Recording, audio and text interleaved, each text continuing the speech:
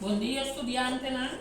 Bem-vindo um dia mais de elias de Loban en Burgerschap. Esse semana aqui está nos de 5 semanas de elias. Nós também trata a parte de schrijven wave. Me também passa de conteúdo não para o bolso. Que conta schrijven wave.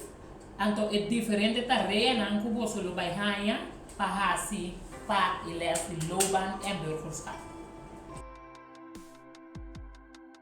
Kiko ta schrijven 5. Schrijven 5 é um círculo de alimentação que está partido em 5 categorias.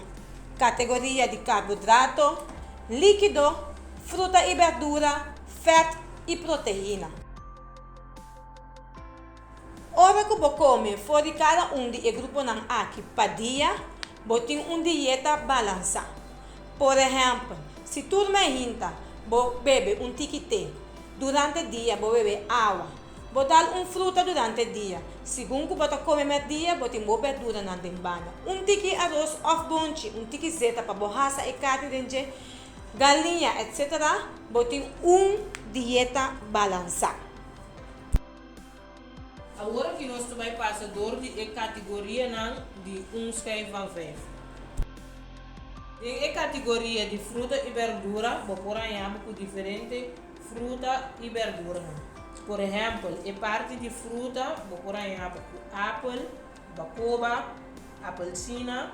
E a parte de verdura, vou pôr com brócolis, tomate e horta. Dentro da categoria de proteína, tá cai pescado, carne, corá, ovo, queijo e leite. Dentro da categoria que tá cai perfeito, vou pôr com manteiga e ovzeta. Dentro da categoria de líquido, tá cai té, água ou coffee. Dentro da categoria de carboidrato, tá cai, por exemplo, pão, pasta, arroz e batata. Tarefa 1.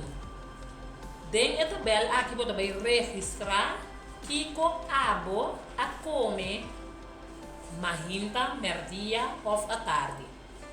Você escolhe for de cada de vacna de alimento lo que você usa.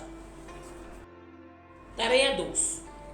Cada estudante vai escrever para o mês de cada roque que eta gusta comer, está fazendo uso de cada uma categoria na descrição fez. Tarefa 3. Tarefa 3, você vai wak para o mês cada plate. Bode e plate tem vak baixi. Dentro do vak baixi, você vai ir para o mês que cada de plate na que está fazendo uso de categoria na cubacinha. Que mende categoria de líquido, categoria de fruta e verdura, categoria de fat, categoria de proteína e categoria de carboidrato. Danke por sua atenção e éxito!